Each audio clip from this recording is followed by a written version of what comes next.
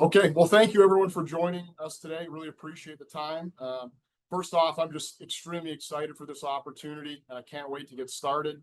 With that, I first want to thank the LA Kings, the Ontario Reign, Ken Holland, Glenn Murray, Richard Seeley, of course, and everyone else associated with within the organization. I also want to take the time to thank the Halifax Mooseheads for this past season and for allowing me to pursue this next step in my career.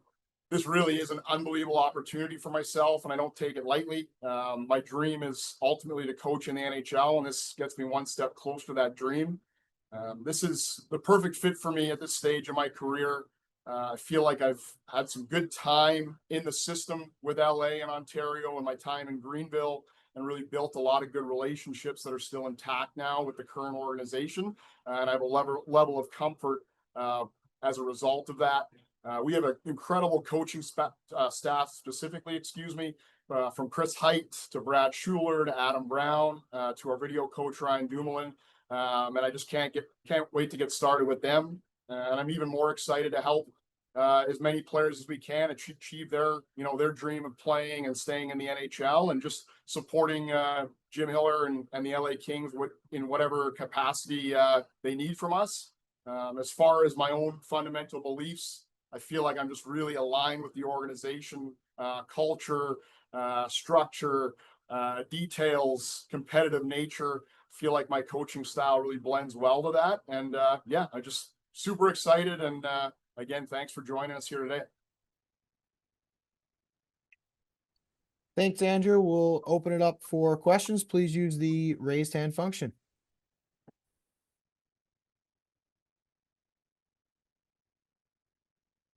Start with Austin Stanovich. Hey, Andrew. First of all, congratulations.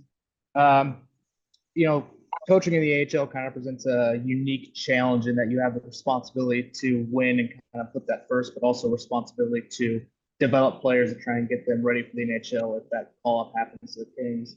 I know you have similar experience with that kind of challenge coaching the CHL, but I'm just curious, do you have any kind of philosophy or general plans on how you balance those two things? Yeah, I mean, it's a great question, and I think it is the ultimate juggling act, right, between the development and the winning. That being said, I really believe winning is developing in a lot of ways.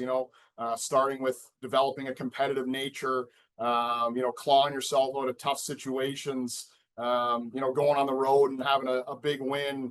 When players get called up or there's injuries, the competitive nature and the ability to raise your own gameplay to fill holes.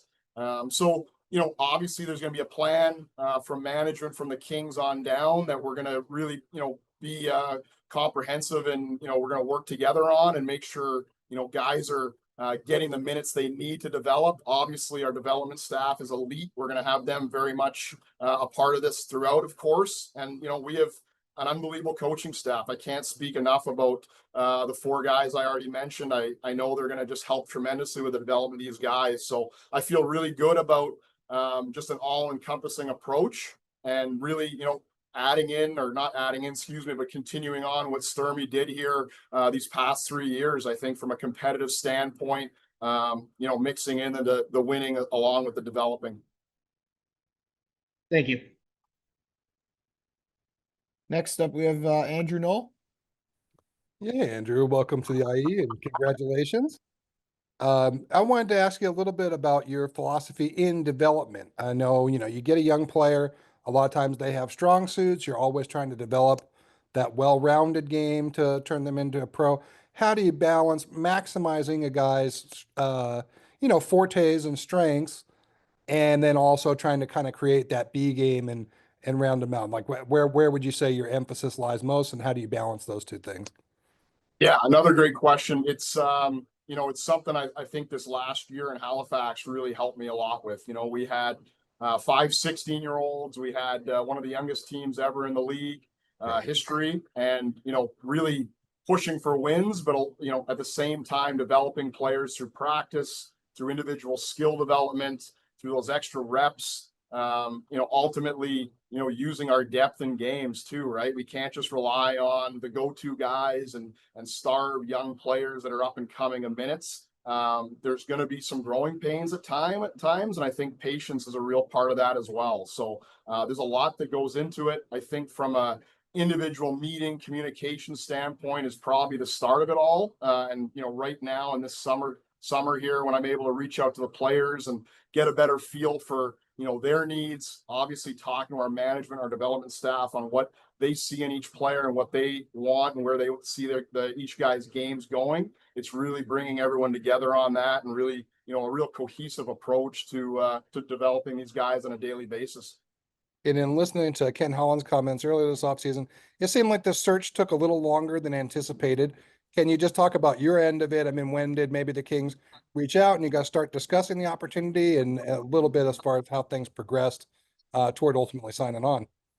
Yeah, for sure. I mean, obviously, the relationship with the organization, I would say is good.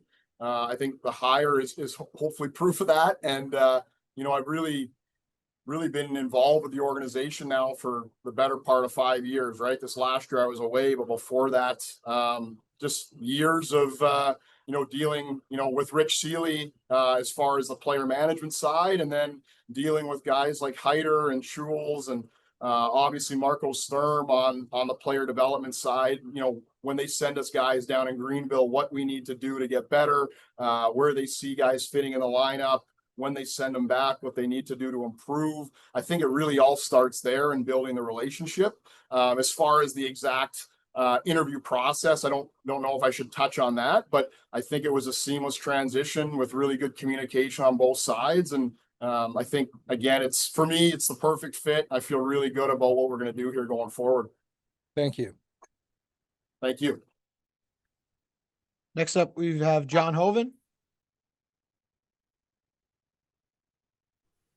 Hey, Lordo, just a couple of quick questions here. Just first off, this process is always brings interesting stories about guys from the past or people from the past that reach out to you. Just who was the most random person or the person that surprised you the most that reached out since the announcement happened? Yeah, I got a few more friends than I thought I did, I think, as of a couple days ago.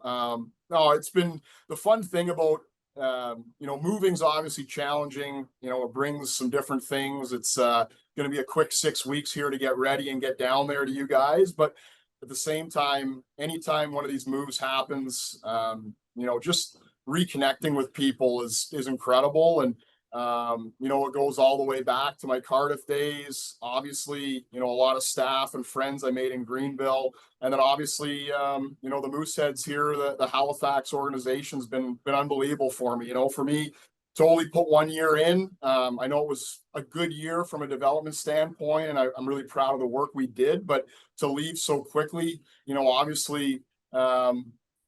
It's bittersweet in some ways, right? I would have loved to see myself help them a bit more. They're in great hands now with their new coach, but I think there's some nice goodbyes there as well. And they've supported me every way. So tons of people that I've connected with, reconnected with, and there's been a lot of fun messages. And so if I understand the timeline correctly, you hired last week. The plan was to meet with some of the coaches, the other, coaches on the staff this week. Have you had a chance to talk to Chris Height in the group yet? And if so, just what can you share from those conversations with Heider?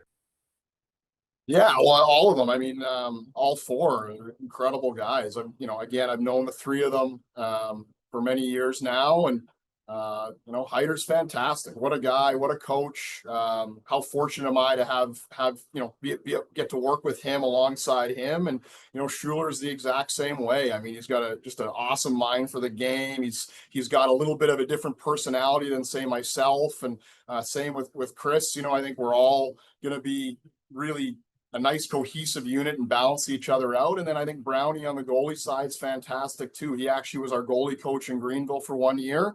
And I've got to know Ryan here in the last 72 hours really well. Also hounded him for information, for video, really just trying to get up to speed. So I've had, multiple talks with all of them, and, they've been terrific in helping me because I got a lot to learn here in a short amount of time.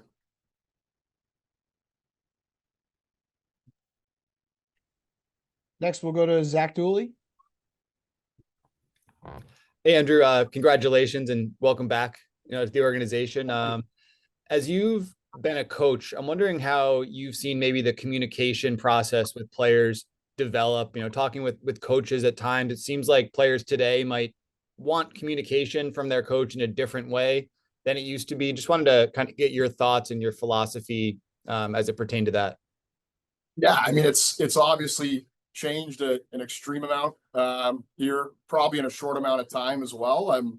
Back when I played, it was a whole heck of a lot different. I think we've all heard the old stories, which we can share at another time. But then even in my own coaching career, right? This, I believe, will be my 12th season coming up. From my early days in Cardiff, it was a lot different. It was much more direct, probably much more intense.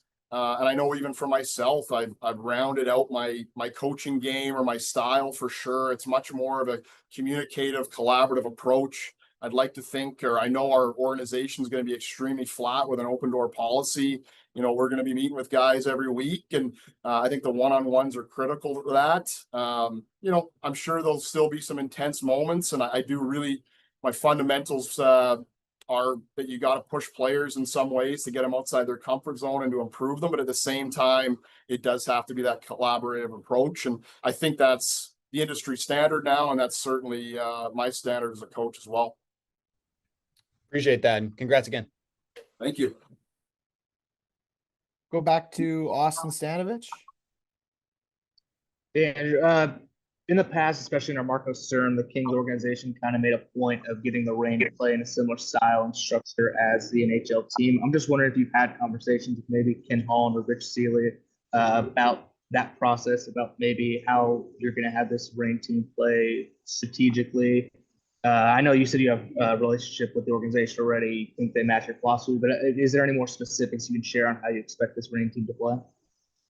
Yeah, I mean, it's going to be seamless. It has to be, right? I mean, if we're expecting guys to be able to get called up today or tomorrow and go and play in a National Hockey League game, they got to be playing the same systems, right? So, just about everything. I'm sure there's some ability to have a couple wrinkles here and there. That's been discussed for sure with management, but ultimately, I see myself as an assistant coach in a way to the NHL. I think we all do. We're just trying to help them and provide to them as much depth as possible. And in order to do that, I think our language, our systems, our structure, our details, how our identity is as a team needs to be completely aligned. And if we do that, I think it will slow the game down for our prospects when they go up, right? I mean, it's going to be fast enough for them when they're playing their first NHL game or their 10th NHL game. We have a job to do to, make as many things as seamless as possible. And it certainly starts with all that. So yeah, we'll be in direct communication, and whatever they need from us, we're going to do. And Jim Hiller and Tom McClellan before him like to talk about how much they appreciated the relationship they had with Marco Sturm and how much easier it was to have someone they could talk to on an almost daily basis about prospects or even guys they viewed as pinch hitters, as Todd liked to call it. I know you've probably had a lot of calls. Have you had the chance to talk to Jim Hiller, and how do you see the importance of that NHL-AHL coach relationship? Yeah, we have not spoken yet. It's obviously early days. I'm sure we will, and I'll need him to coach me up for sure on exactly what his needs are, and we'll communicate that on to our staff. But I'm really excited about the whole thing. It's going to be incredible. Going to have the ability to learn a lot here. Marco himself was incredible to me the last couple of years. We've always had good communication. Even in Greenville, we were running the same systems, right? So it's just another step up, but I'm really used to this routine of helping the coach or the coaches and the staff and the players at the next level by trying to, create as good of a culture and a seamless transition as possible at the lower level. And it'll be the exact same here at this next step. Thank you. Thank you. Next up, Josh Schaefer.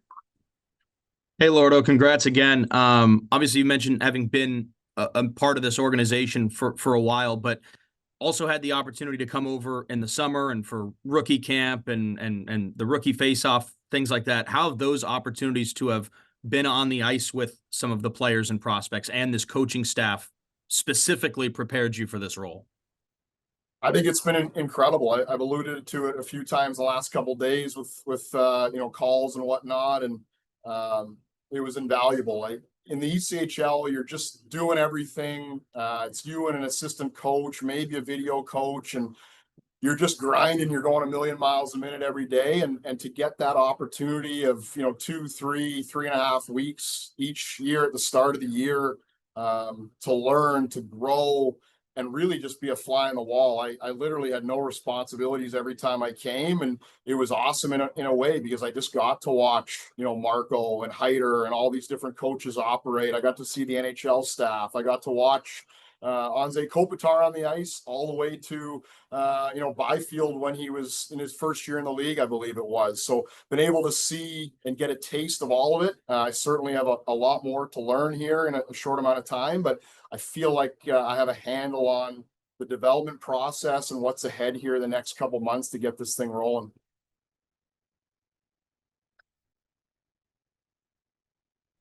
We'll go back to John Hoven. I just wanted to touch a little bit more. You spoke earlier about the balance between winning and player development. Is there anything from the interview process when you were talking with Sealy or Murray or whoever about what the expectations are for you for this coming season, especially with so many, I think it's 5 or 6 first-year pro players coming onto the roster?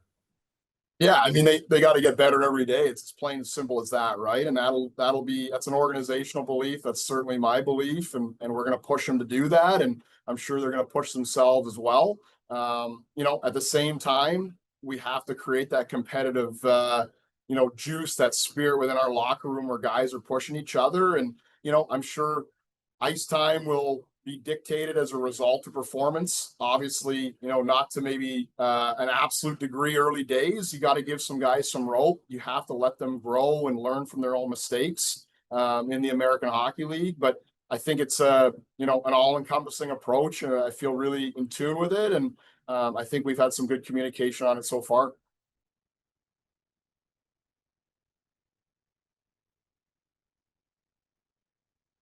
Any other questions for Coach Lord? Go ahead, John. I knew you'd love one more, Chef. Just you mentioned earlier the video and watching some of that. Of course, we live in an instant reaction society. So who were some of the players that stood out, or what were some of the moments that maybe stood out as you were watching those first batches of video? Yeah, I think it's really good right now. I mean, obviously, the whole list, I got the whole roster here in front of me. I just had a good hour with Rich Sealy talking through it a little bit. Obviously the staples, the Pinellis, the Chromiaks, we're really excited about them, the way Chromiak ended the year. I think that's great. A guy like Ward, I don't know him that well personally, but I know his game decently well now. A guy like Wright with his speed, obviously Hickett's what he can do out there. And, even a guy like Millar, right? Being on an American League deal last year. Our goaltending's fantastic, obviously, but yeah, I think there's a lot of good stuff, and I definitely got to keep going on this. And you should quiz me again in a couple weeks, John. I will, for sure.